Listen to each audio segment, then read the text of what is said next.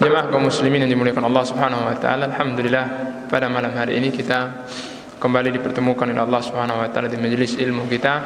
Semoga Allah Tabaraka wa taala memberikan dan mengajarkan kepada kita ilmu yang bermanfaat untuk dunia dan akhirat kita, dan semoga Allah Subhanahu wa taala dengan taufik dan rahmat-Nya memudahkan kita semua untuk mengamalkan setiap ilmu yang kita pelajari. Kita masih membahas kitab Bulughul Maram, masih dalam bab-bab pertama dalam kitab ini, itu bab yang berkaitan dengan taharah atau kitab taharah, dalam bab yang berkaitan dengan al-miyah atau air. Hadis yang selanjutnya yang akan kita bahas itu hadis dari Abu Hurairah radhiyallahu taala anhu. Al-Imam Ibnu Hajar rahimahullahu taala menyebutkan, wa an Abi Hurairah radhiyallahu anhu qala qala Rasulullah sallallahu alaihi wasallam tuhuru ina'i ahadikum idza balagha fihi al-kalbu an yaghsilahu sab'a marratin ulahunna bit-turab, akhrajahu Muslim, wa fi lafdhin lahu falyuriqhu wa lit-Tirmidzi ukhrahunna aw ulahunna. Dari Abu Hurairah radhiyallahu taala anhu, beliau mengatakan Rasulullah sallallahu alaihi wasallam bersabda, tuhuru ina'i ahadikum, sucinya bejana salah seorang di antara kalian, idza balagha fihil kalbu, apabila anjing menjilat di dalamnya, an yaghsilahu sab'a marrat, dengan cara dia mencucinya sebanyak 7 kali. Ulahunna biturab, yang pertamanya dengan tanah. Hadis ini dikeluarkan oleh Imam Muslim, dan dalam lafaz yang lainnya ada tambahan falyuriqhu, hendaklah dia menumpahkan air itu. Wali Tirmidzi, dan dalam riwayat Tirmidzi ukhrahunna au ulahunna, ukhrahunna akhirnya atau pertamanya. Jemaah kaum muslimin yang dimuliakan Allah Subhanahu wa taala, ini hadis yang berkaitan dengan salah satu bab yang kita bahas kaitan dengan apa? Masalah air. Sebelum kita masuk ke dalam matan atau muatan hadis ini, kita melihat sanad hadis ini apakah sahih atau tidak. Di sini beliau menyebutkan bahwa hadis ini diriwayatkan Imam Muslim. Ya, jelas kalau hadis diriwayatkan Imam Muslim, standar umumnya bahwa hadis itu adalah hadis yang sahih. Ya, hadis yang sahih. Nah, kemudian ada tambahan-tambahan lain dalam riwayat Imam Tirmidzi dan seterusnya. Ini hanya tambahan pelengkap saja, ya, yang melengkapi riwayat yang ada. Tapi secara standar periwayatannya hadis ini adalah hadis yang sahih karena dikeluarkan oleh Imam Muslim. Setelah itu kita membahas apa yang termuat dalam hadis ini. Ya.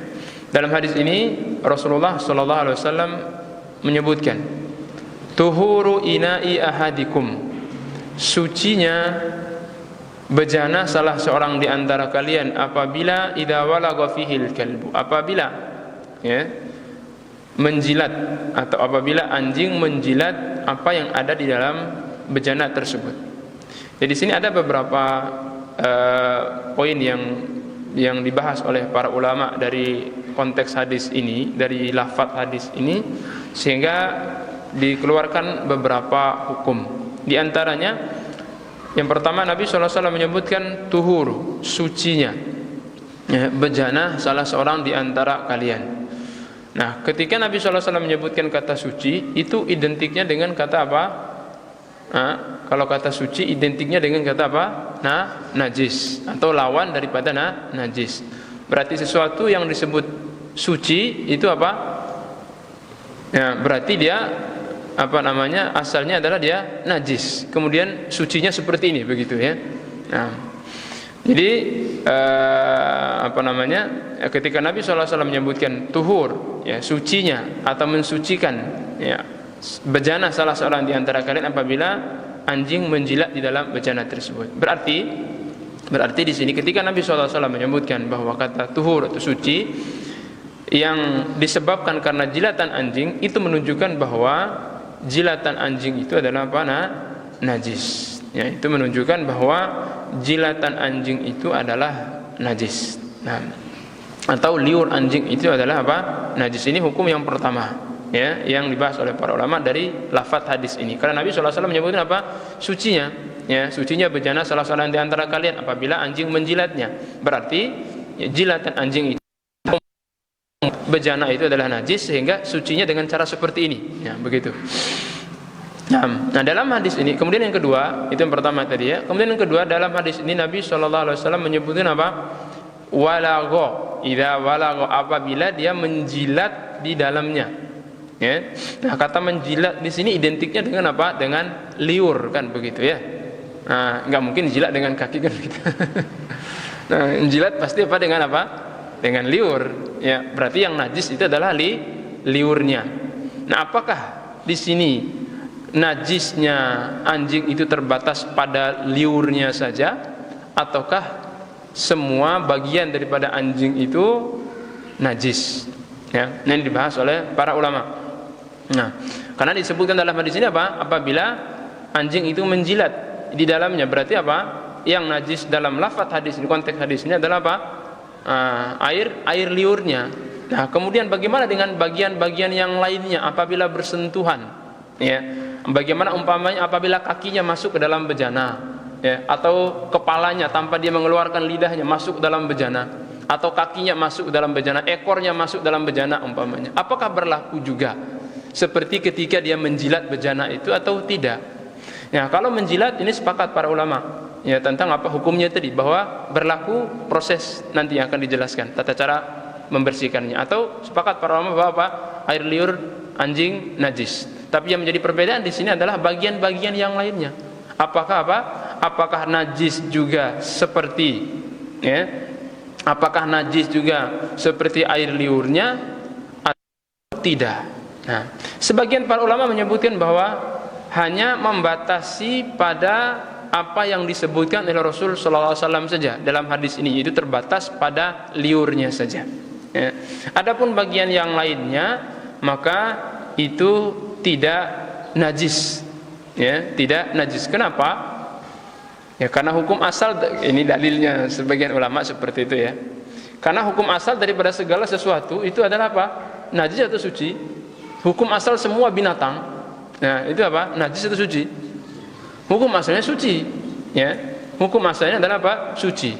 Kapan dia menjadi najis? Kalau ada dalil yang menyebutkan bahwa dia adalah najis. Nah, apakah ada dalil yang menyebutkan najis? Najis ada, tapi di sini hanya disebutkan apa? Liurnya saja. Adapun bagian yang lainnya maka tidak menjadi najis. Ya. Sebagian para ulama berpandangan lain dengan pandangan yang pertama tadi, tidak. Ya, tidak. Ya. Jadi mereka berpandangan bahwa apa? Semua bagian anjing itu adalah najis. Loh, dari mana? Kan tidak disebutkan tadi. Dengan cara apa? Dikiaskan. Ya, dikiaskan hukumnya. Ya, karena penyebutan liur di situ bukan merupakan suatu pembatasan. Karena memang kebanyakan atau hukum umumnya anjing itu menjilat dengan apa? Liur. Tapi apakah terbatas pada liurnya saja? Tidak. Ya. Nah, ini sebagian para ulama menyebutkan seperti itu, sehingga semua bagian anjing itu adalah apa? Najis. Ya, semua bagian anjing itu najis. Itu kulitnya, ya apa namanya, dagingnya, apalah segala macam itu semuanya adalah najis. Ya, tapi sebagian ulama mengatakan tidak, hanya terbatas pada apa? Air liurnya saja. Tapi wallahu taala alam, di sini ya, kalau dilihat konteks hadisnya itu ya, wallahu alam, secara pribadi ana lebih condong kepada pendapat yang hanya membataskan pada apa? Pada liurnya saja. Karena memang kalau dilihat konteks setelahnya, ya itu penyebutan tentang liur itu bukan merupakan apa? Penyebutan secara keumuman, tapi memang ada batasan hukum di situ. Karena liur itu berbeda dengan bagian-bagian yang lain. Liur itu berbeda dengan bulu, berbeda dengan kulit. Maksudnya apa? Unsur yang ada dalam liur, ya, yang ada di situ air liurnya, apa namanya, dan cairan-cairan dan seterusnya, itu sangat berbeda sekali dengan apa? Bagian lain daripada anjing itu. Sehingga apa? Tidak berlaku hukum yang sama. Allah Ta'ala, mana secara pribadi lebih condong kepada pendapat itu. Didukung lagi dengan apa? Dengan proses membersihkannya nanti yang disebutkan angka tertentu. Karena kalau menyebutkan angka itu kan tidak ada ranah kias di situ. Nanti kan Anda disebutkan umpamanya dicuci 7 kali. Ya kenapa harus 7 kali? Enggak cukup 1 kali saja? Enggak. Itu enggak ada, bukan pakai rasional itu. Ya, penyebutan angka itu menunjukkan bahwa hukum ini adalah benar-benar bentuk ta'abbud. Benar-benar kita apa? Sudah terima plak dari situ dari Allah Subhanahu wa taala. Seperti kita menerima sholat zuhur itu 4 rakaat, sudah 4 rakaat saja gitu. Suruh cuci 7 kali ya sudah cuci 7 kali. Ya meskipun sudah bersih 6 kali atau 5 kali sudah bersih, karena disuci 7 kali ya sudah kita cuci 7 kali. Ya karena enggak, mungkin orang bilang kan enggak rasional. Kan cukup 3 kali saja sudah bersih. Kalau apalagi zaman kita sekarang. Iya, tapi kita tidak. Ya, karena syariat ya. Syariat yang memerintahkan apa? Nanti kita bahas secara terperinci kaitan dengan masuk kaitan dengan apa? Dengan pembatasan hukum pada air liur tadi, ya. Jadi sebagian ulama tidak membatasi pada air liur saja, sehingga mereka mengkiaskan semua bagian anjing itu adalah najis, ya. Dengan cara apa? Dengan cara kias, ya. Tapi sebagian ulama menyebutkan bahwa hukumnya terbatas pada liur saja. Adapun bagian lain daripada anjing itu tidak najis. Wallahu taala alam. Nah, secara pribadi tadi kita sudah sebutkan bahwa kita lebih condong pada pendapat yang mengatakan bahwa itu tidak najis, karena disebutkan di sini hanya air liurnya saja. Nah, wallahu taala alam. Nah. Kemudian itu yang kedua, ya. Kemudian yang ketiga, Nabi SAW menyebutkan di sini idza tuhuru ina'i ahadikum. Nabi SAW menyebutkan apa? Sucinya bejana salah seorang di antara kalian. Nah, di sini lagi sebutkan tadi ya, sama mirip kasusnya dengan poin yang kedua tadi. Apakah disebutkan bejana di sini yang memiliki pembatasan hukum atau tidak? Artinya apa? Ya, bagaimana kalau yang dijilat itu bukan bejana, bukan air dalam bejana, dia jilat benda lain umpamanya gitu ya. Benda padat, dia jilat badan kita, dia jilat pakaian kita, ya, karena disebutkan di sini kan air gitu. Ya, dia jilat air yang ada dalam bejana itu. Nah, maka berlaku kasusnya atau prosesnya seperti itu nanti, ya. Nah, bagaimana kalau dia jilat benda yang lain atau bagian yang lain bukan air? Apakah berlaku hukum yang sama? Nah, maka di sini apa? Berlaku hukum yang sama bagi sebagian para ulama. Ya, kenapa? Karena menyebutkan bejana ini tidak merupakan ya suatu pembatasan apa? Pembatasan hukum. Karena poin inti daripada hukum itu adalah bukan pada apa? Tempat airnya, ya. Apakah yang dibahas oleh Rasulullah SAW ini tempat air atau liur anjing? Ya, liur anjing. Berarti kaitannya dengan apa? Dengan tempat air atau liur anjing? Ya, dengan liur anjing. Dimanapun ada liur anjing berarti apa? Berlaku hukum yang sama, meskipun tempatnya apa? Di air atau di yang lainnya. Paham maksudnya di sini, ya? Nah, jadi menyebutkan bejana di sini atau apa begitu ya, itu merupakan bukan suatu pembatasan hukum. Ya, sehingga apa? Dimanapun anjing itu menjilat, atau dengan kata lain dimanapun ya air liur anjing itu dia jilat ada, maka berlakulah hukum yang sama. Nah, seperti itu. Wallahu taala alam. Idza walagha fihil kalbu. Nah, itu begitu para ulama itu membahas ya. Kadang kalau kita itu bedanya, kadang kalau kita baca terjemahan itu kan sepintas saja, apabila anjing menjilat dan seterusnya ya, sepintas begitu saja yang ada dalam benak kita. Tapi kalau di luar biasa para ulama mengkaji setiap lafaz itu ada unsur hukum di situ. Ya, dikeluarkan oleh mereka. Nah, dibahas. Nah, di sini juga termasuk ya, salah satunya tadi sudah 2 poin kita sebutkan ya. Nabi SAW menyebutkan idza balagha fihil kalbu, apabila di situ apabila anjing menjilat di dalamnya. Nah, di garis bawah kata anjing ini, apakah terbatas pada anjing atau berlaku hukum yang sama kepada apa? Binatang-binatang yang lain? Ya, yang mirip seperti anjing, singa umpamanya, harimau ya. Atau binatang-binatang yang spesies seperti itulah gitu, yang mirip seperti itu. Apakah berlaku juga atau hanya sebatas pada anjing saja? Gimana kalau umpamanya anjing singa ya menjilat tangan antum? Gimana singa menjilat tangan antum? Singanya baik, hanya dijilat saja. Nah, enggak diapa-apain, hanya dijilat saja. Apakah berlaku hukum yang sama Nah, di sini tidak. Ya, Nabi SAW menyebutkan, karena ini kaitan dengan bahasa juga ya. Di sini Nabi SAW menyebutkan al-kalbu dengan kata alif dan lam, dengan lafaz alif dan lam itu merupakan penyebutan secara jenis. Ya, jenis hewan ini saja yang disebutkan dalam hadis ini saja. Adapun jenis hewan yang lainnya itu tidak berlaku. Ya, tidak berlaku. Entah itu mirip secara bentuknya, tapi kalau dia tidak masuk dalam spesies anjing, tidak dikatakan anjing secara bahasa Arabnya, maka itu tidak apa. Nah, meskipun terkadang secara bahasa kadang ada ada hal-hal lain yang disebut secara dengan anjing, kan begitu ya. Kadang manusia juga disebut, mohon maaf ya. Nah, kan Nabi SAW menyebutkan Khawarij apa? Kilabun nar. Apakah Khawarij ketika menjilat di bejana berlaku juga? Kan enggak, kan begitu ya. Nah, penyebutan mereka sebagai anjing itu bukan menyebutkan jenis, tapi menyebutkan sifatnya. Bukan mereka seperti berlaku seperti anjing, mereka najis, haram dan seterusnya, tidak. Nah, Nabi SAW juga menyebutkan bahwa singa itu anjing. Ya, ketika anaknya Abu Jahal ya, Abu Lahab ya, yang didoakan oleh Rasulullah SAW, Allahumma sallit alaihi kilabun min kilabika. Ya Allah, ya utuslah kepadanya anjing dari anjing-anjing yang engkau ciptakan. Akhirnya dia dimakan oleh singa dalam safarnya itu. Nah, tapi penyebutan anjing kepada singa ya itu bukan merupakan penyebutan asal, itu hanya sebatas bahasa kiasnya saja. Nah, jadi di sini jemaah sekalian yang Allah Subhanahu wa taala, jadi Nabi SAW menyebutkan di sini bahwa yang apabila anjing menjilat di dalamnya itu merupakan suatu batasan hukum, ya. Jadi tidak membias kepada hewan-hewan yang selainnya. Nah, itu kaitan dengan bagian atau beberapa poin yang diambil dalam lafaz hadis ini. Jadi tadi bahwa yang menjadi poin hukumnya adalah bukan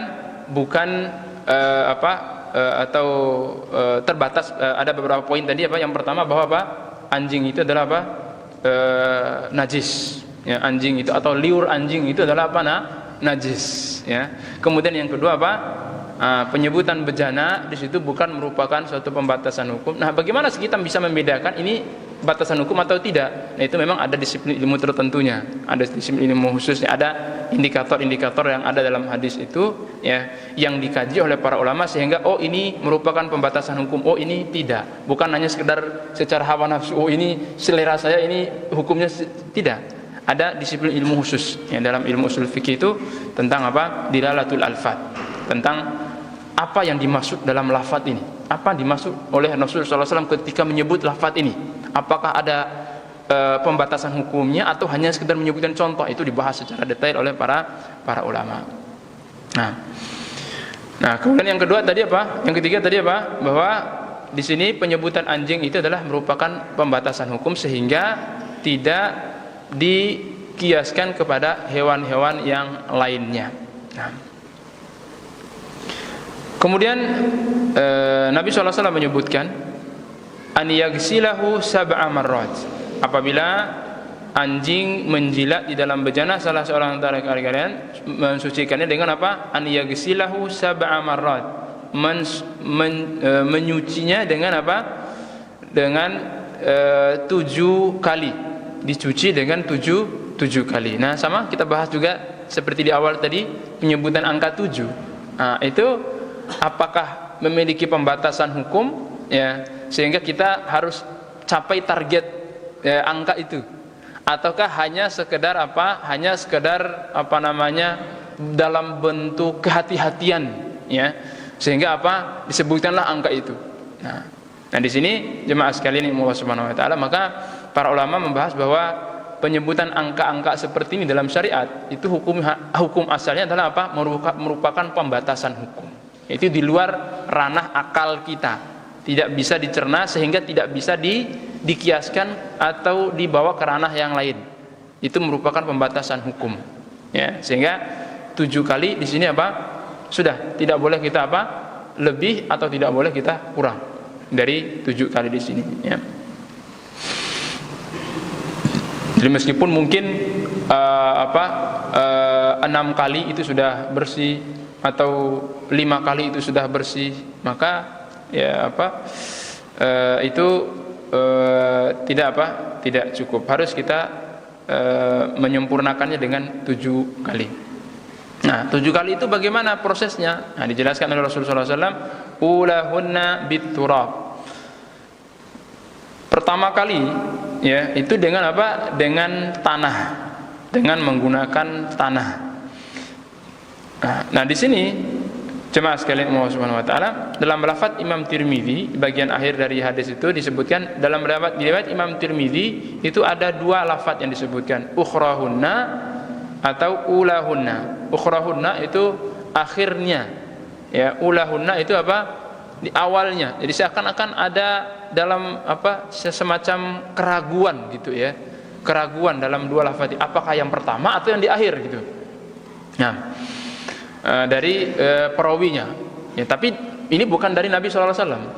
Ini dalam riwayat Imam Tirmidzi seakan-akan rawi itu ragu, ya, dari 2 lafaz itu yang pertama atau yang terakhir.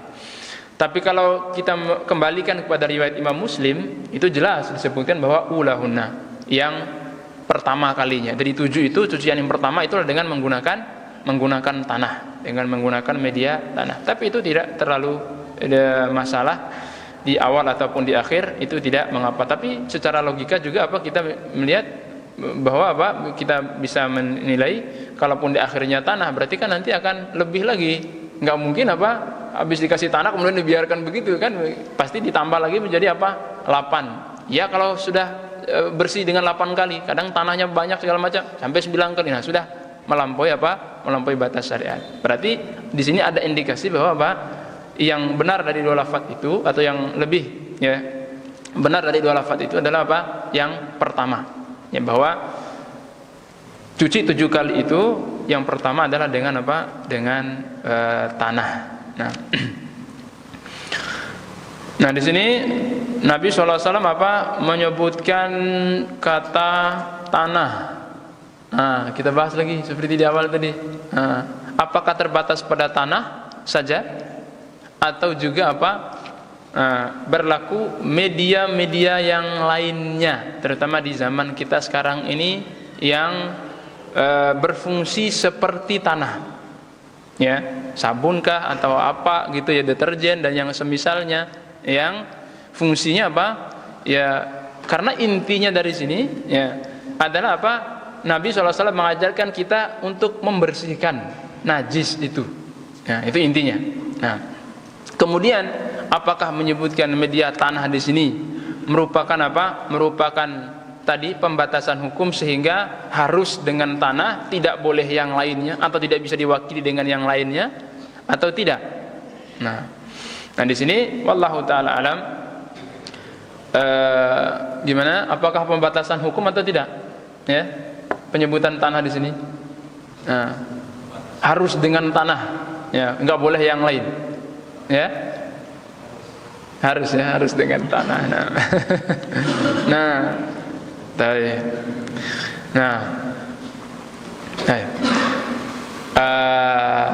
untuk menjawab itu, ana coba kasih analisa gitu, ya.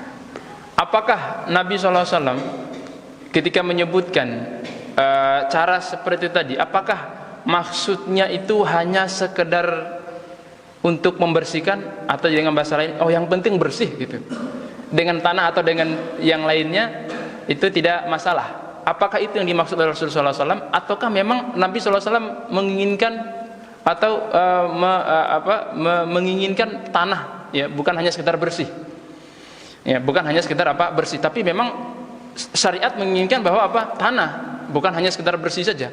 Nah, kalau kita menganalisa itu bisa menjawab tadi. Nah, bisa antum pahami di sini, ya? Apakah yang diinginkan oleh Rasulullah SAW itu hanya sekedar bersih saja, atau memang menginginkan tanah juga? Gitu maksudnya? Ya? Yang jawab bersih, ada yang mengatakan apa? Karena mensucikan dengan tanah itu dapat mematikan virus-virus atau bakteri yang... Nah itu kan zaman sekarang. Zaman Nabi itu belum ada mikroskop, nggak tahu virus Nabi SAW. Nggak ada lab sekarang, nggak ada prodia di zaman Nabi SAW. Itu kan bahasa zaman sekarang gitu kan ya. Itu bisa diterima, bisa saja. Tapi di zaman Nabi SAW nggak ada itu. Nah, ya Allah Ta'ala alam. Kalau dilihat dari konteks hadisnya, yang Nabi SAW memang menginginkan tanah. Nah, kenapa? Karena kalau hanya sekedar bersih, kan kembali ke poin awal kita tadi, 1-2 kali sudah cukup ya. Kalau hanya sekedar ingin bersih gitu, kenapa harus disebutkan angka, kenapa harus disebutkan tanah gitu. Berarti memang Nabi SAW menginginkan angka 7, maksudnya syariat, bukan maksudnya di sini Nabi SAW. Berarti memang syariat itu menginginkan angka 7 dan menginginkan apa? Tanah. Sebagaimana syariat itu menyebutkan angka 7 itu apa? Batasan hukum, juga apa? Tanah itu merupakan suatu batasan hukum. Karena kalau hanya sekedar bersih, ya sama sekali roti enggak Rasul. Nah, kan begitu ya. 1 kali bilas sudah. Apa sih liur anjing kan begitu ya. 1 kali 2 kali bilas sudah. Nah, kalau hanya sekedar itu yang diinginkan. Tapi ya, yang diinginkan di sini adalah memang syariat menginginkan dibersihkan 7 kali dengan menggunakan media tanah. Itu yang syariat inginkan kepada kita. Hikmahnya apa? Nah, bisa hikmah itu tersingkap atau tidak, itu urusan lain. Nah, tadi disebutkan hikmahnya adalah apa? Kalau tanah itu ada di situ mengandung zat yang membersihkan apa? Bakteri yang tidak ada pada itu, hikmah namanya. Ya. Hikmah namanya. Hikmah itu apa? Pelajaran yang bisa saja nampak dan bisa saja apa? Tidak nampak. Seperti umpamanya apa? Salat gitu ya. Kenapa kok harus 4 2 dibedakan? Ya kita nggak tahu. Tapi kadang bisa dikaji, hikmahnya apa? Umpamanya kalau sholat subuh itu memang orang bangun tidur, nggak cocok kalau 4 rakaat, orang-orang lagi malas begitu umpamanya. Itu hikmah, tapi bukan itu sebab hukumnya gitu. Itu maksudnya hikmah itu. Nah, paham di sini ya? Nah, tadi disebutkan itu apa hikmahnya? Karena memang kalau diteliti oleh ya ilmu-ilmu di zaman kita sekarang ini, tanah itu mengandung suatu zat yang bisa membunuh bakteri-bakteri yang ada pada liur anjing itu yang tidak ada pada media-media yang lainnya. Nah, itu hikmahnya. Ya, sehingga menggunakan apa? Tanah. Nah, jadi jemaah sekalian Allah Subhanahu wa taala, ketika antum nanti ya umpamanya anjing menjilat di situ, antum umpamanya apa? Tadi berpikir seperti awal, ngapain sih repot-repot pakai tanah, ini ya sudah deterjen, antum campur air dengan deterjen sekali bilas, kemudian apa sisanya 6 kali pakai air biasa. Cukup enggak antum mensucikan air liur anjing? Cukup enggak? Apakah air liur anjing itu jadi suci atau tidak? Atau jilatannya itu? Cukup atau tidak? Belum ya? Antum enggak pakai tanah enggak? Nah, cukup atau tidak? Sudah menjadi suci atau belum itu? Sudah cukup, cuma soalnya tidak memenuhi syarat hukum. Ya kita ya kalau belum memenuhi syarat kan berarti sah atau tidak, cukup atau tidak? Berarti tidak cukup ya. Nah berarti itu bekas liurnya tetap menjadi najis atau tidak? Tetap menjadi najis gitu ya. Nah, ya, kita sudah bahas tadi bahwa apa? Nabi SAW menyebutkan apa? Tanah. Berarti syaratnya harus menggunakan apa? Tanah. Nah, kalau dibersihkan sama seperti umpamanya kalau hanya dicuci 1 kali. Apakah sudah menjadi apa? Sudah menjadi suci? Nah, belum, karena Nabi SAW menganjurkan apa? Memerintahkan 7 kali. Nah, sama seperti antum sholat 4 rakaat, baru 2 rakaat, sah atau tidak sholatnya? Ya kan gak sah, harus terpenuhi 4 rakaat itu. Nah sama seperti tadi Nabi SAW menyuruh kita untuk menggunakan apa? Tanah. Tapi kita apa? Tidak memakai tanah, cukuplah 7 kali itu air semua gitu ya. Mau bersih juga kok. Nah, tidak. Ini kita tidak mengikuti apa? Syarat yang diberikan oleh Rasulullah SAW. Beda halnya kalau umpamanya kita apa? Tidak mampu untuk melakukan itu. Artinya mungkin kita hidup di suatu daerah yang susah untuk mencari tanah gitu ya. Di planet apa gitu. Nah, di planet apa gitu ya. Bisa di kutub utara tuh, coba. Ada nggak tanah di sana? Nggak ada. Nah, salju semua umpamanya seperti kan mereka hidup dengan anjing sana. Nah, itu lain lagi kasusnya. Nah, itu pengecualian yang keluar dari keumuman syariat. Itu kan berlaku secara umum. Ada nanti poin-poin lain yang keluar dari keumuman itu, pengecualian istilahnya, bukan berlaku secara keumuman. Nah, jadi keumumannya hukum umumnya yang berlaku adalah dengan menggunakan tanah. Beda halnya kalau orang tidak mampu dengan tanah, ya dengan dengan media-media yang lainnya. Nah, wallahu taala a'lam. Nah, bisa dipahami insyaallah di sini. Berarti kesimpulannya bahwa ya harus 7 kali, dan pertamanya itu dengan dengan tanah. Nah, tanah itu bisa murni tanah, gosok-gosok dengan tanah, atau bisa dicampur dengan air, ya, biar bisa digosok-gosokkan. Nah, tapi yang jelas dengan menggunakan media tanah. Nah, wallahu taala a'lam. Nah, kemudian di situ ada lafaz dalam Imam Muslim, falyurikhu. Ya, hendaklah dia menumpahkannya. Ya, menumpahkan ini hanya sekedar tambahan dalam lafaz tadi, bahwa menegaskan lagi bahwa memang hasil jilatan anjing itu adalah najis. Nabi SAW memerintahkan untuk mensucikannya, untuk menumpahkannya, karena nggak mungkin air itu kalau nggak najis nggak boleh ditumpahkan dengan sembarangan. Ya, ini lafaz ini hanya memperkuat bahwa apa yang dijilat oleh anjing itu adalah najis. Nah, jadi cara mensucikannya dengan seperti itu. Nah, wallahu taala a'lam. Gimana? Ada yang ditanyakan tadi? Fadhal. Yang pertama Ustaz, apakah sama hukumnya jilatan babi dengan jilatan anjing? Maksudnya hukumnya mensucikannya. Nah, yang kedua, misalnya anjing itu menjilat suatu benda atau wadah, itu batas najisnya itu sampai berapa hari? Misalnya seandainya kalau kita lupa untuk mencucinya. Nah, barakallahu fikum. Yang pertama itu sudah terjawab dari hasil kajian kita tadi, apakah penyebutan anjing itu membatasi hukum atau tidak. Kan kita sudah bahas tadi bahwa itu adalah pembatasan hukum. Jadi selain itu, ya, maka tidak berlaku. Ya, sebagian para ulama memahami seperti itu. Nah. Jadi kalau babi menjilat, apakah diperlakukan seperti jilatan anjing?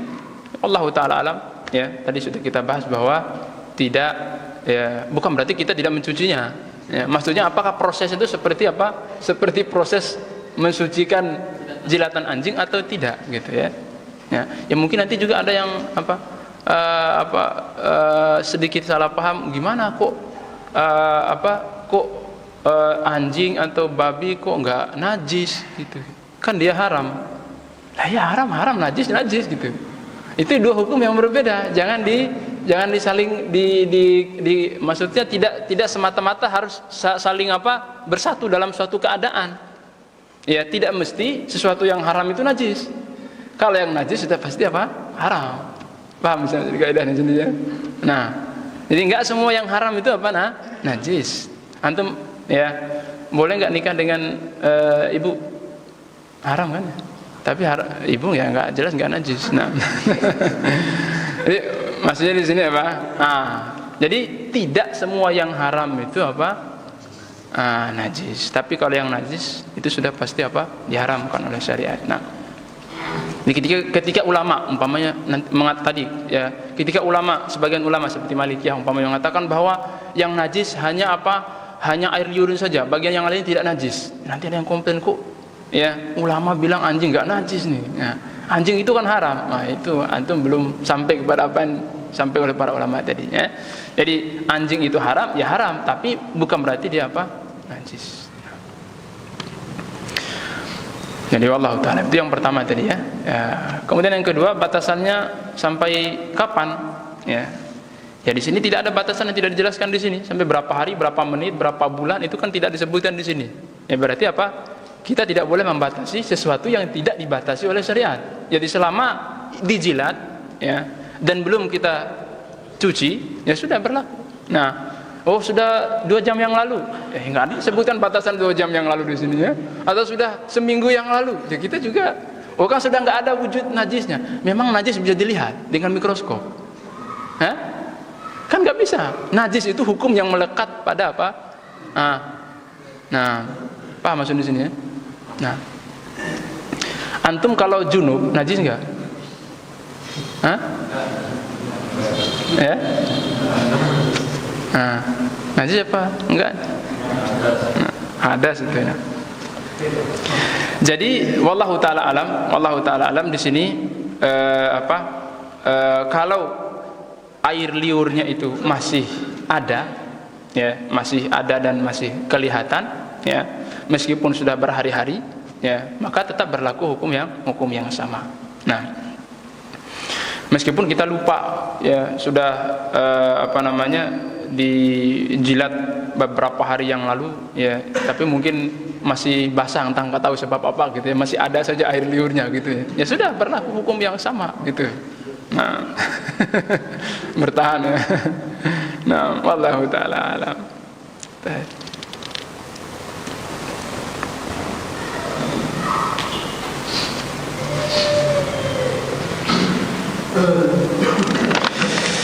Wallahu ta'ala. Itu yang kita jelaskan tadi ya, pendapat sebagian para ulama yang kita anggap itu adalah lebih kuat dari yang lainnya. Tapi kalau antum mendapatkan pendapat-pendapat yang lainnya, yaitu ya fadhal, silakan. Nah, wallahu ta'ala. Kemudian hadis yang selanjutnya, atau ada yang ditanyakan lagi kaitan dengan bahasan yang tadi? Nah, fadhal. Kalau bekas yang kena kita itu berlaku juga. Misalkan kalau anjing kan tidak berbulunya juga, kalau itu berlaku juga kita kalau kita bekas. Nah, tidak. Nah, tidak berlaku kepada kita, umpamanya anjing menjilat air, airnya tumpah ke kita, umpamanya begitu, tumpah ke pakaian kita, apa kita mencucinya seperti ketika anjing menjilatnya atau tidak? Ya, gimana nih? Wallahu ta'ala alam, ya, itu tidak. Karena tadi secara bahasa itu Nabi SAW menyebutkan idza walag al-wuluk, itu secara bahasanya itu menjilat dengan ujung lidah, ya, ada makna secara bahasanya, ya, tidak hanya sekedar adanya najis itu atau tidak. Nah, jadi ketika